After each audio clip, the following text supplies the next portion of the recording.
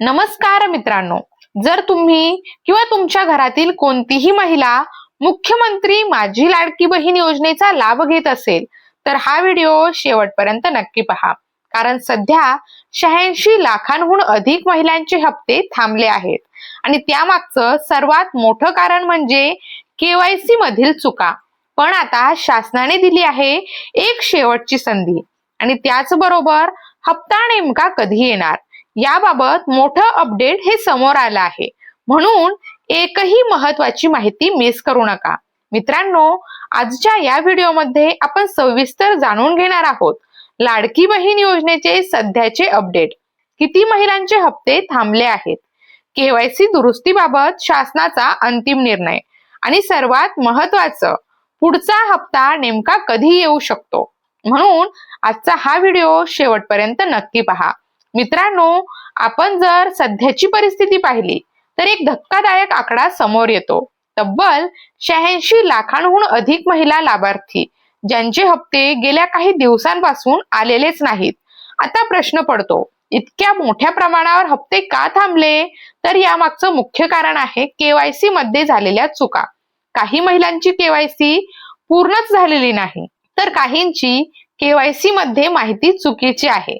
जसं आधार number mismatch, bank खात्याशी आधार link नसणं, नाव, जन्मतारीख यामध्ये फरक, अशा छोट्या छोट्या चुका थेट तुमचा हप्ता थांबवू शकतात आणि म्हणूनच शासनाने याला अत्यंत गंभीरतेने घेतलं आहे. मित्रांनो, या सर्व महिलांसाठी आता एक महत्वाची अपडेट आली आहे. 31 मार्च 2026 पर्यंत केवायसी दुरुस्त करण्याची संधी देण्यात आलेली आहे. होय, ही अंतिम मुदत आहे. या कालावधीत ज्या महिलांची केवायसी चुकीची आहे किंवा अपूर्ण आहे त्यांनी त्वरित तुमची केवायसी दुरुस्त करून घ्यावी लागणार आहे. त्यांनी ती दुरुस्ती त्वरित करून घ्यावी लागणार आहे. आता इथे एक महत्वाची गोष्ट, मोठ्या प्रमाणावर महिलांनी केवायसी दुरुस्ती केली आहे, पण अजूनही 50% पेक्षा जास्त महिला या प्रक्रियेपासून दूर आहेत. म्हणजे अजूनही लाखो महिलांनी केवायसी दुरुस्ती केलेली नाही आणि पुढील फक्त 8 दिवस त्यांच्या हातात आहेत. जर या कालावधीत केवायसी पूर्ण झाली नाही तर पुढील हप्ते मिळण्यात अडचण येऊ शकते. मित्रांनो, फक्त केवायसीच नाही, अजूनही काही कारणांमुळे महिलांचे हप्ते थांबले आहेत. उदाहरणार्थ, केवायसी पूर्णच नाही, आधार सीडिंग झालेलं नाही किंवा इतर तांत्रिक कारण. अशा परिस्थितीत लाभार्थी महिला पात्र असूनही पैसे खात्यात येत नाहीत आणि म्हणूनच शासनाने तक्रार नोंदवण्यासाठी सुविधा ही दिली आहे. मित्रांनो, जर तुमचा हप्ता थांबला असेल तर तुम्ही 2 पद्धतीने तक्रार करू शकता. पहिली, ऑनलाईन लॉग इन करून आणि दुसरी आपल्या तालुक्याच्या महिला व बाल विकास कार्यालयात जाऊन. याशिवाय काही ठिकाणी समाधान शिबिर देखील आयोजित करण्यात आले आहे. या शिबिरामध्ये तुमच्या सर्व समस्या तपासल्या जातील आणि तुम्ही पात्र असाल तर हप्ता पुन्हा सुरू होऊ शकतो. मित्रांनो, सर्व महिलांनी शिबिरात जाण्याची गरज नाही, पण काही महिलांनी नक्की जावं. ज्यांची केवायसी पूर्ण आहे, सर्व अटी पूर्ण आहेत, आधार सीडिंग झालेला आहे, तरीही हप्ता येत नाही, अशा महिलांनी त्वरित शिबिरात किंवा कार्यालयात जाऊन तक्रार करावी, कारण त्यांचा हप्ता पुन्हा सुरू होऊ शकतो. मित्रांनो, आतापर्यंत आपण पाहिलं हप्ते का थांबले, केवायसीची अंतिम तारीख आणि तक्रार कशी करायची. पण आता सगळ्यात मोठा आणि सर्वांच्या मनातला प्रश्न, पुढचा हप्ता नेमका कधी येणार? चला याचं सविस्तर विश्लेषण करूया. मित्रांनो, जर आपण सध्याची स्थिती समजून घेतली, फेब्रुवारी महिन्याचा हप्ता अजूनही प्रलंबित आहे आणि मार्च महिना संपत आलेला आहे. म्हणजे आता मार्च महिन्याचा हप्ता देखील थकीत होणार आहे. एकंदरीत 2 हप्ते एकत्र येण्याची शक्यता निर्माण झाली आहे. हीच गोष्ट लाभार्थ्यांसाठी खूप महत्वाची आहे. मित्रांनो, ही योजना फक्त एक साधी योजना नाही, ही एक गेम चेंजर योजना मानली जाते. कारण इतर राज्यांमध्ये सुरू झालेल्या योजनेच्या धर्तीवर आपल्या राज्यात ही योजना सुरू करण्यात आली आहे आणि याचा थेट परिणाम लाखो महिलांच्या आर्थिक स्थितीवर होत आहे. म्हणूनच या योजनेकडे शासन खूप गांभीर्याने पाहत आहे.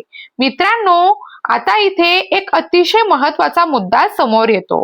पुढील काही दिवसांमध्ये देशात 5 महत्वाच्या राज्यांच्या निवडणुका होणार आहेत. यामध्ये सुरुवातीच्या टप्प्यात काही राज्यांमध्ये मतदान होणार आहे आणि पुढे मोठ्या राज्यांमध्ये देखील मतदान पार पडणार आहे. आता या योजनेशी काय संबंध? तर शासनासाठी ही एक संधी असते आपल्या योजना किती प्रभावी आहेत आणि महिला लाभार्थ्यांना कसा फायदा होतो हे दाखवून देण्याची.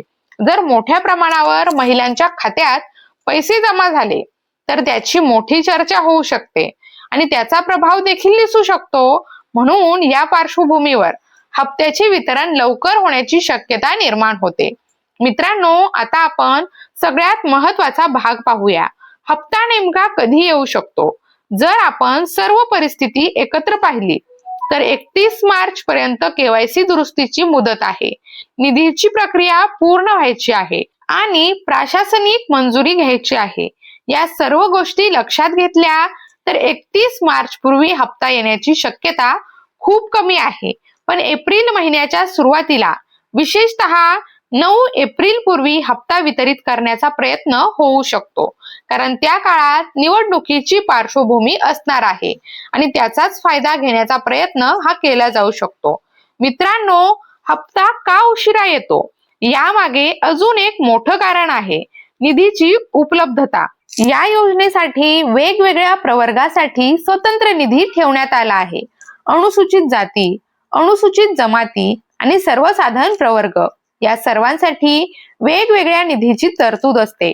आता नवीन आर्थिक वर्ष सुरू झाल्यानंतरच हा निधी पूर्णपणे उपलब्ध होतो आणि त्यासाठी वित्त विभागाची मंजुरी आवश्यक असते.